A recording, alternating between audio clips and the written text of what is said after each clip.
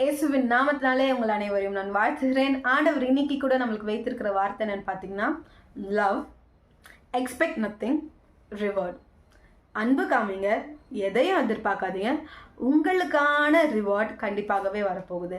Let's all read verse from Luke 6:35-36. தமிழில் வாசிக்கலாமா? லூக்காம் 6ஆம் அதிகாரம் 35 36 வரைக்கும். உங்கள் சத்துருக்களை சிநேகியுங்கள், நன்மை செய்யுங்கள், கைமாறு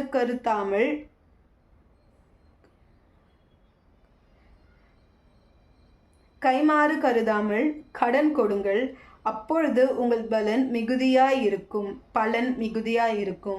உன்னதமானவருக்கு நீங்கள் பிள்ளைகளாயிருப்பீர்கள். அவர் நன்றியறியாதவர்களுக்கும் துரோகிகளுக்கும் நன்மை செய்கிறாரே.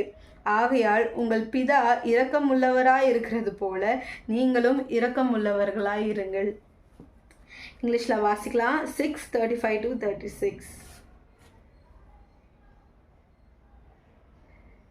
But love your enemies, do good and lend, hoping for nothing in return, and your reward will be great, and you will be sons of the Most High. For he is kind to the unthankful and evil. Therefore be merciful, just as your Father also is merciful. 3 காரியம். Love your enemy, அன்பு. Love your enemy சொல்கிறாரு. அடுத்து அவங்களுக்கு நன்மை செய்யுங்க, two good to them. அவங்களுக்கு கடன் கொடுங்க, திரும்ப அதை எதிர்பார்க்காதீங்க. அப்படி நீங்கள் இருக்கும்போது 4வது என்னன்னா, உங்களுக்கு உங்களுக்கு பலன் மிகுதியாக இருக்கும். உங்களுக்கு ரிவார்ட் ரொம்ப பெருசாக இருக்கும்னு ஆண்டவர் சொல்கிறாரு. நீங்கள் இப்படி செய்யும்போது நீங்கள் பிதாவோட பிள்ளைகளாக இருப்பீங்க. அதாவது you will be the son of most high அப்படின்னு இருக்கு. நீங்கள் இப்படி செய்யும்போது you will be the son of most high. Okay, நம்மளுக்கு பிடிக்கலனாலும் கோபம் வந்தாலும் நம்மளோட சத்ருக்களுக்கு, அதாவது நம்ம கூட அவங்கள சத்ருவாக ட்ரீட் பண்ணியிருக்க மாட்டோம், ஆனால் அவங்க நம்மளை சத்ருவாக ட்ரீட் பண்ணியிருப்பாங்க.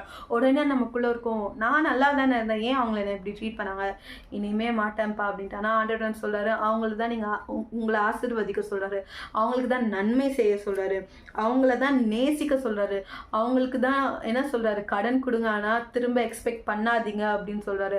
அப்படிலாம் நீங்க இருக்கும்போது நீங்க தேவனோட பிள்ளைகளா நடந்து கொள்கிறீங்களா? ஏசப்பாக்கு, தேவனுக்கு, பிதாக்கு என்ன ஆகுது? மகிமை செலுத்தப்படுது. அது மட்டும் இல்ல, ஏசு, அதாவது நம்மளோட பிதா இரக்கமுள்ளவரா இருந்தது போல நம்மளும் இரக்கமுள்ளவர்களா இருக்கணும்.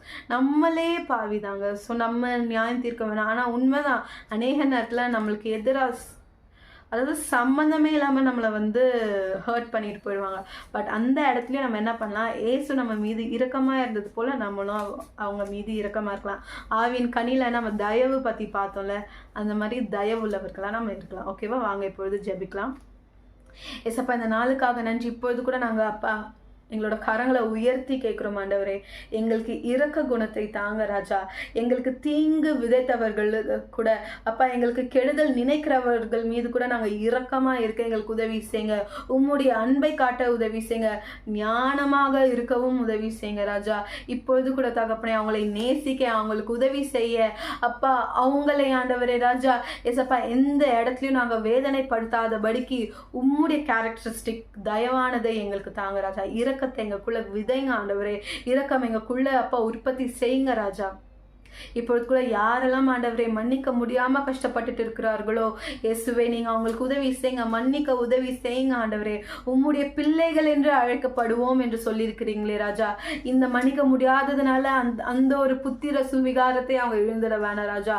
அப்பா, அவங்க மன்னிக்கிறதுக்கு கிருபை தாங்க, அவங்களுக்கு உதவி செய்யுங்க இயேசுவே.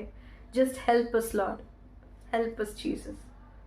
உங்களை யார் இது வரைக்கும் வேதனை படுத்திருந்தாலும், ஹர்ட் பண்ணியிருந்தாலும் அவங்கள மன்னிச்சிடுங்க ஏசப்பா. இரக்கமாக இருந்தது போல நம்மளும் இரக்கமாக இருப்போம் ஏசப்பா. எங்களுக்கு கிருபை தாங்க, எங்களுக்கு உதவி செய்யுங்க. இயேசுவின் நாமத்தினால் ஜெபிக்கிறேன். ஆமென். ஆமென். God bless you. Have a great day.